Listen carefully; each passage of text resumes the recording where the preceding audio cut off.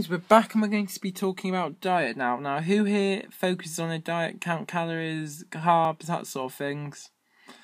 Okay, we've got a few people come up. Now, there are places where you get help with this. I'm sure a couple of you go to Weight Watchers, doctors, get advice. I'm not going to ask who because that might be a bit embarrassing for some of you, but it's a good place to be going to. They're really good at helping you with this, and the effect that diet could have on your lifestyle. It's really having a good chance if you have a good diet to not be affected by this. Okay, we're going to look at the slides on this. Okay, the big problems of having a bad diet, the big problems that are behind a bad diet, these are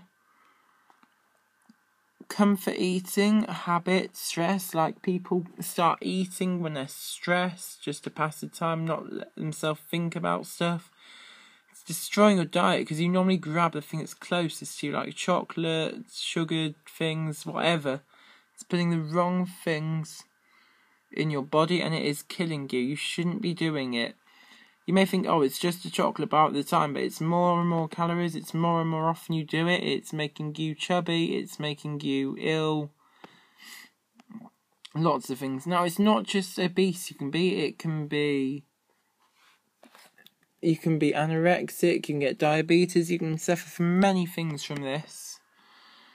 And the other reasons behind this are habit, like family. You just grow up eating so much food, so many salt, so many bad meals, it just carries on and you just become ill from it. You can get diabetes, lots of things. It destroys your life. It means, like, you could lose your foot even. I'm not exaggerating from diabetes. And that, like, I know people that do sports, got bad diets. It means they could stop having to do it. It could destroy your lifestyle. It could make you an invalid, walking around in a wheelchair, needing help with everything. Now, nobody wants to live like that, do they? Okay, good. Next one is comfort eating. Like, girls, boys, we've all been there. We've all got broken up with by someone. Like, let's get a bottle of wine, big bar of chocolate. Oh no, my day's been bad, let's turn to a bit of chocolate on the way home. It's not a good thing to be doing. It's destroying your body's diet. It's making your body out of time with when it should be eating. The occasional snack, that won't kill you, but it's throwing your body out. It's adding too much sugar to your blood. It's putting a lot of strain on your body. It's not a good way for you to live. It's destroying your life. Like, I know there's quite a few athletic older people out there nowadays, but we've also got the people that can't get up, can't run with their kids anymore. It's not nice for you. Seeing all the other dads playing with their kids when you can't, you don't want to be doing that sort of thing. Okay, if we look at the pictures here, we're trying to identify the problems. Okay, top one, yes, a lot of you are saying obese, that would be right. That is a long-term problem of eating and having a bad habit. No, bad diet, sorry.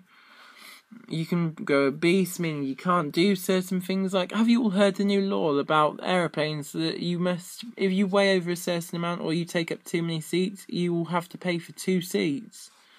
No jokes, that's what happens when you have such a bad diet and you can't look after yourself or you aren't willing to snap out of it. It's making you an invalid, you're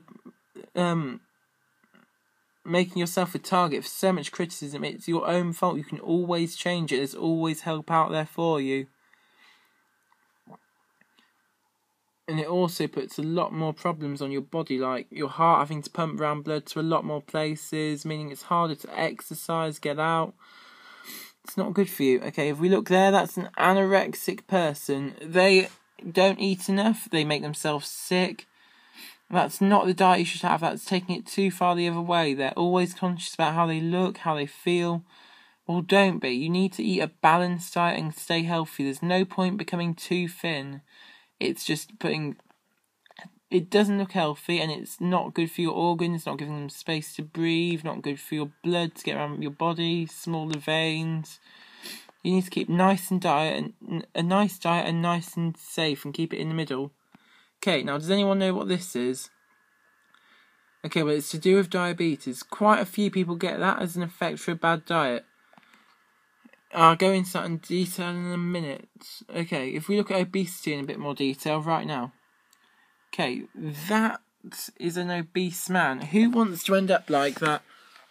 Okay, I see a few people are laughing. It's not a good way to end up. The amount of surgery currently 25% of the UK adults are obese, and estimates for treating overweight and obesity is about 500 million in 1998. Now in 2011, it's about 4.2 billion. That's how big a nation we're getting.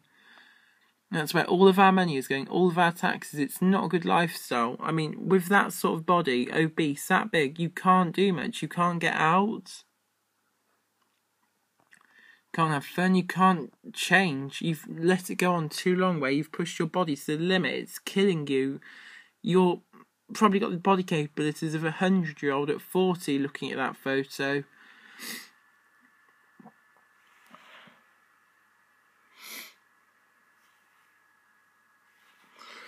It's destroying your body's immune systems.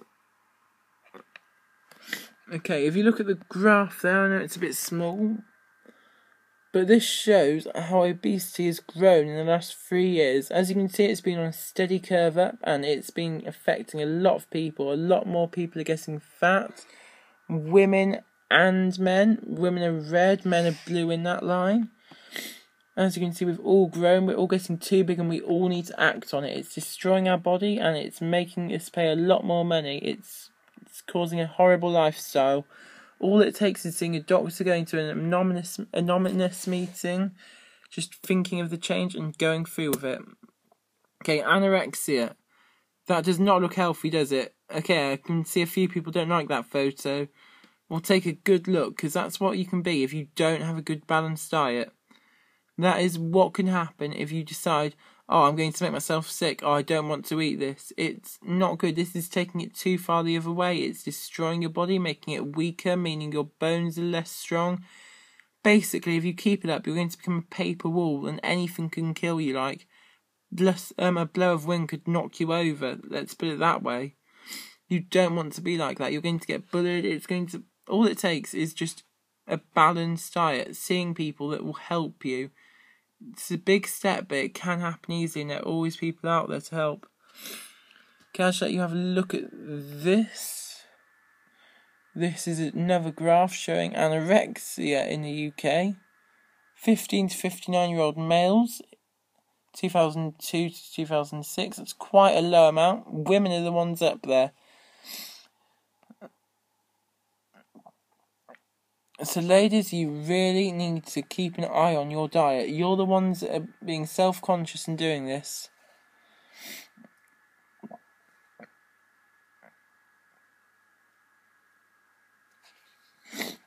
There's about 1.26 billion a year spent on this type of treatment for this type of illness. Mentally, physically, surgery, there's lots, and it's not a good lifestyle. You can end up in a hospital for weeks, mental care. It just destroys you. And also, 20% remain chronically ill when they suffer from something like this. That's killing them, meaning they're bedridden, not able to fix themselves. It's just destroyed their whole body. Okay, now, the last one I want to touch on is diabetes. Okay, you can see that foot. That is a diabetic foot from someone who's not having a balanced diet, who's not exercised, who's not tried to fix it.